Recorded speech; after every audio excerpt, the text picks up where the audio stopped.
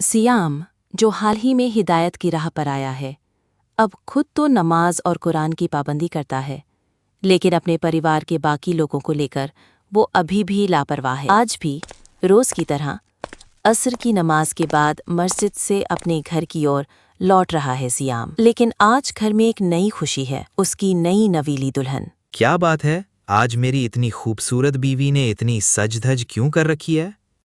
अरे, तुम भूल गए क्या? आज तो मुझे मायके जाना है। हाँ, बिल्कुल। मैं तो पूरी तरह भूल ही गया था। लग भी रहा है कि भूल गए हो। देखो, मैं तो तैयार हूँ। अब तुम भी जल्दी से तैयार हो जाओ। मुझे क्या तैयार होना है, बस कुर्ता बदल लूं। लेकिन तुम बुर्का नहीं पहनोगी? क्यों? अगर ना पहनूं तो क्या कोई प्रॉब्लम है? नहीं, मतलब नई दुल्हन हो ना, इसलिए सोच रहा था लोग क्या कहेंगे। मैं तो नमाजी बन गया हूं और मेरी बीवी। तो फिर लोगों की बातों की इतनी फिक्र मत क्या करो। देखो, मैंने कितनी प्यारी तैयारियां की हैं। रुको, एक फ़ोटो खींचती हूँ, फेसबुक पर अपलोड करूंगी। पत्नी तरह तरह के पोज देकर फोटो खींचती है और सोशल मीडिया पर अपलोड कर देती है। इसके बाद दोनों मायके की ओर रवाना हो जाते हैं। कुछ दिन बाद सियाम की मुलाकात उसके पुराने दोस्त जावेद से होती है। अरे दोस्त, शादी कर ली और हमें तो दावत तक नहीं दी, बीवी से भी मुलाकात नहीं कराई। माफ़ करना भाई, सब कुछ बहुत सादगी से हुआ, घर में ही निकाह हुआ, इसलिए सबको बताना नहीं हो पाया। लेकिन एक दिन घर ज़रूर आओ, भाभी के हाथ की चाय पिलाऊंगा। अरे ज़रूर आऊँगा, लेकिन उससे पहले बीवी की फ़ोटो तो दिखा दे। वो फेसबुक पर है ना? हाँ है। तो फिर अटक क्यों रहा है? भाभी की आईडी का लिंक भेज दे। अच्छा, देता हूँ।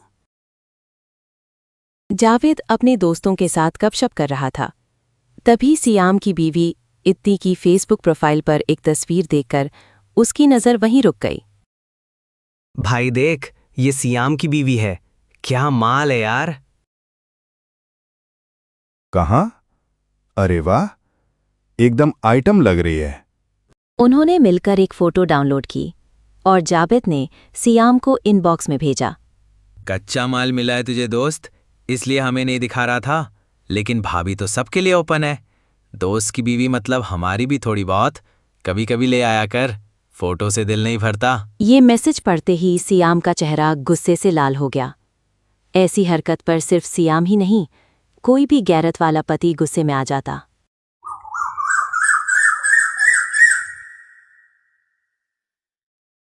अगले दिन सियाम की मुलाकात होती है अपनी दीनदार भाई अबू साले से।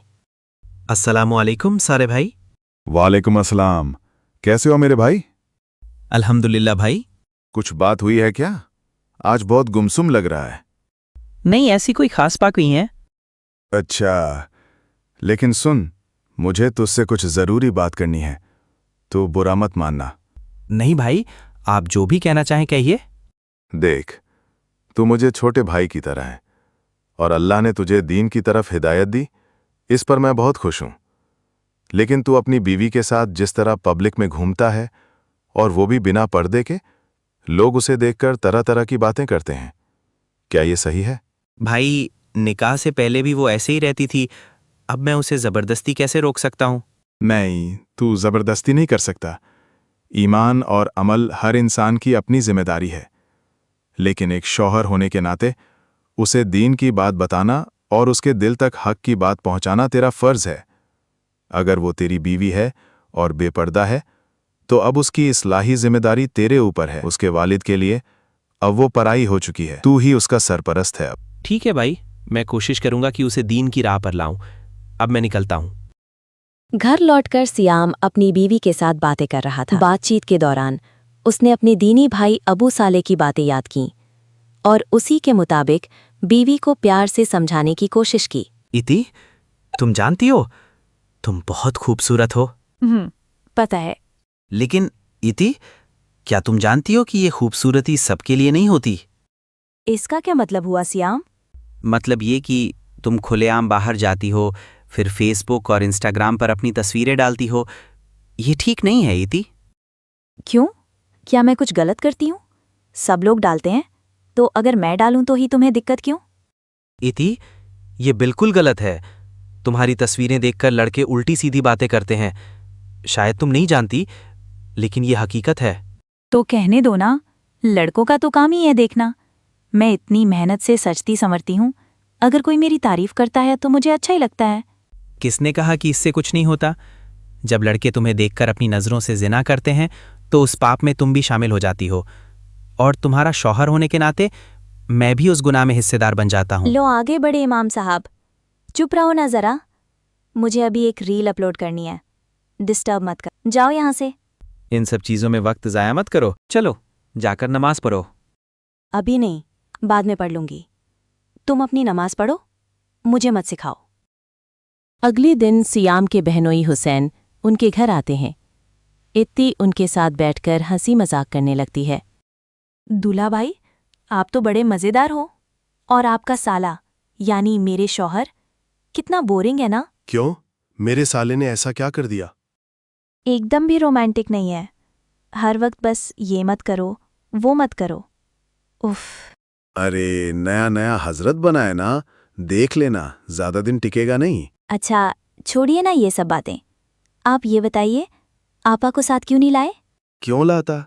अगर लाता तो इस लाल गुलाबी साली बीवी के साथ इतनी मस्ती कैसे करता? क्या कह रहे हैं आप दूल्हा भाई? आप भी ना। इनकी सारी बातें सियाम पर्दे के पीछे से सुन रहा था और अंदर ही अंदर गुस्से से भर गया। फिर वो कमरे में आकर इत्ती को बुलाता है। ये गैर महरम मर्द से इतनी हंसी मजाक किस लिए हो रही थी यार? हाथ छोड़ो श्याम, तुम हद से ज्यादा कर रहे हो। जब दूल्हा भाई ने हाथ पकड़ा था तब तो कुछ नहीं बोली तुम, तब बुरा नहीं लगा? तुम हद कर रहे हो श्याम। सियाम अपने गुस्से में काबू नहीं रख सका और इत्ती के गाल पर थप्पड़ मार देता है। तुमने मुझ पर हाथ उठाया? सियाम, क्या हुआ बेटा? दरवाज़ा खोलो, मैं कह रही हूँ खोलो। क्या बात है? और इति कहाँ है? मेहमान को चाय पानी भी नहीं पूछोगी? नहीं माँ, आज से मेरी बीवी किसी भी गैर महरम मर्द के सामने नहीं जाएगी। ये कैसी बात कर रहे हो? क्या मेहमान की बेइज्जती करोगे आप? नहीं माँ, मेहमान नवाजी के लिए आप हैं, आपके लिए दामाद को देखना जायज़ है, लेकिन मेरी बीवी के लिए नहीं। तू ज्यादा कर रहा है सियाम। बिल्कुल नहीं माँ, अब्बू आपको सीधा नहीं कर सके, ये उनकी नाकामी थी, लेकिन मेरी बीवी के लिए पर्दे का माहौल बनाना ये मेरी जिम्मेदारी है। तो अब तेरी बीवी रसोई में भी नहीं जाएगी क्या? क्यों नहीं जाएगी? ज़रूर जाएगी, लेकिन अगर किसी गैर मर्द को खाना परोसना हो तो या तो मैं करूँगा या अब्बू। मतलब अब किसी से हालचाल भी नहीं पूछेगी?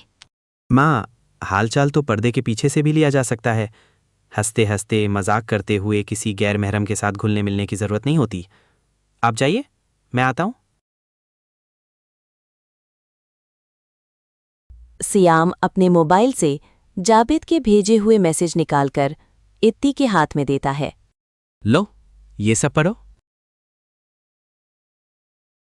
इत्ती एक एक मैसेज पढ़ती है और उसकी आंखों से आंसू बहने लगते हैं।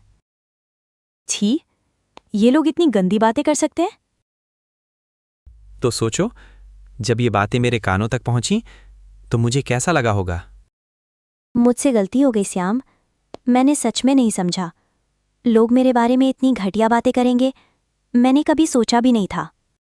ये तो सिर्फ लिखा हुआ है, पता नहीं और कितनी घटिया बातें तुम्हारे बारे में उनके दिमाग में चलती होंगी। और हाँ, एक बात हमेशा याद रखना, तुम्हारा शरीर सिर्फ तुम्हारी अमानत है। ये कोई राष्ट्रीय संपत्ति नहीं जो सोशल मीडिया पर सबको दिखाना जरूरी हो। लोग तुम्हें देखकर बस नजरों का गुनाह करेंगे और उसका पाप तुम्हें भी मिलेगा। छी, मुझे खुद पर ही शर्म आ रही है। सिर्फ वो लोग नहीं, सोशल मीडिया पर जितने भी दोस्त तुम्हें देखते हैं, अधिकतर लोग तुम्हें लोलुप नजरों से ही देखते हैं। कितनी तरह की निगाहों से वे जिना करते हैं, अल्लाह ही बेहतर जानता है। तौबा तौबा। आज से मैं अपने सारे सोशल मीडिया अकाउंट्स बंद कर रही हूँ और अब किसी भी गैर महरम के सामने नहीं जाऊंगी। अल्हम्दुलिल्लाह, ये बहुत अच्छी बात है। और एक बात कान खोलकर सुन लो, तुम औरतें खुद नहीं जानती कि तुम कितनी भोली हो। अपनी ही अमानत, अपना ही शरीर, जिसकी हिफाजत करने का हुक्म अल्लाह ने खुद दिया है, उसे तुम लोगों को दिखाकर खुश होती हो। अल्लाह ताला तुम्हारी जैसी बहनों को अच्छी समझ और हिदायत दे। आमीन। तुमने मेरी आंखें खोल दी, अगर हो सके तो मुझे माफ कर दो। मुझसे नहीं, अल्लाह से माफ़ी मांगो। वही सबसे बड़ा माफ़ करने वाला है।